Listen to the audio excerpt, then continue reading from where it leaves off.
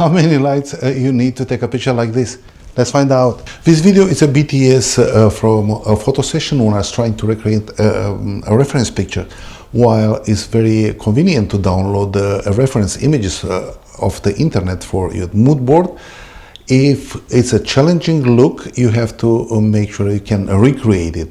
And you gotta pay attention what kind of modifier they use for that look. I know exactly the location where I have to take this picture, and I know I have to get small lights, and it's why I was trying to see how many lights I need to have this specific mood. So you have to be very careful always with the look you choose to show to your clients. My main light is a Kodak Z1. I have it at 8 power.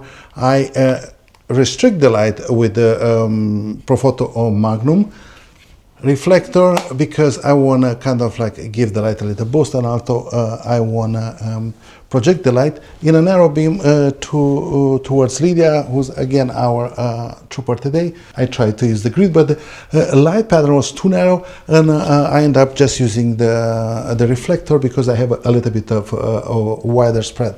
Also, I'm using this translucent material because I wanted to soften the light a little bit on Lydia's face to have nice transitions from highlights to shadow, and also I want to eliminate the specular highlights.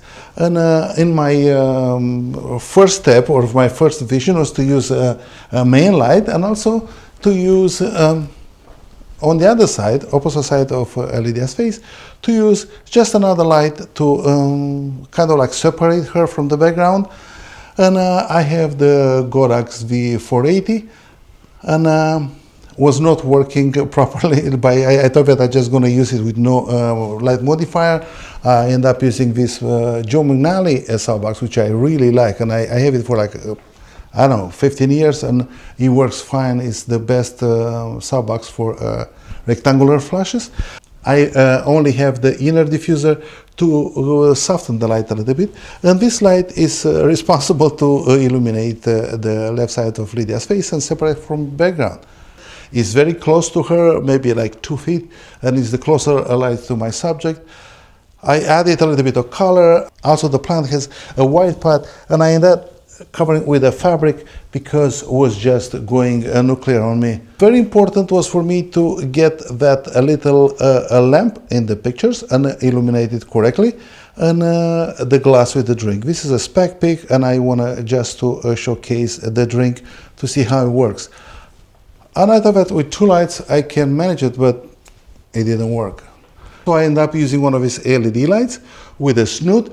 I'm using this light because you can get this Fresnel for it, and I'm projecting the light for a long distance. This is battery operated light, so I'm projecting the light on this side of Lydia's face to create also to help with the separation.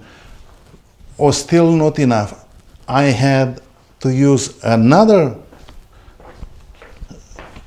Kodak's speed light. This is the Kodak's V100, and this is responsible to shine the light directly and create a little bit of rim light to help her stand out from the background.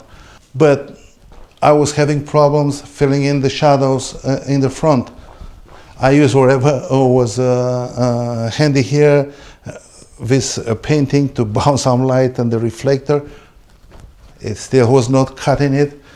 I end up using this Kodak's AD100. I just put it here on the mantle, and I'm blasting it in the ceiling to a very low power settings. I think this one right now, I have it at 16 power, but very minimal power, and it's indirect flash, so it's bouncing from the ceiling down towards Lydia. I wanted to create some drama in this picture. I want to be like a film noir look, but with colors. I didn't care about black and white. I just want to get some color. My background was giving some problem too. I end up using another video light, and one of these tube lights, and GVM LED. I put the color blue, so I have a nice mystery light in the background.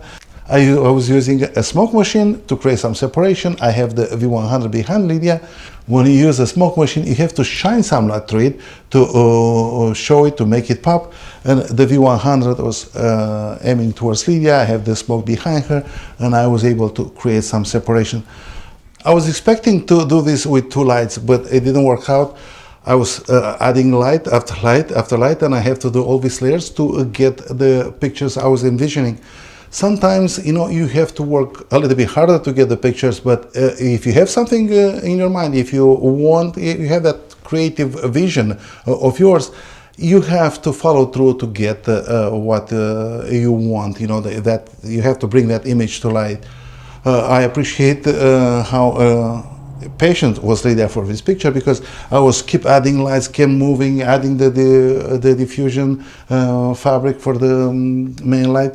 And I was like, I wanted, you know, like I knew exactly what I wanted, but I was struggling to get to it. And after I added 6 lights, I was able to get the image I want.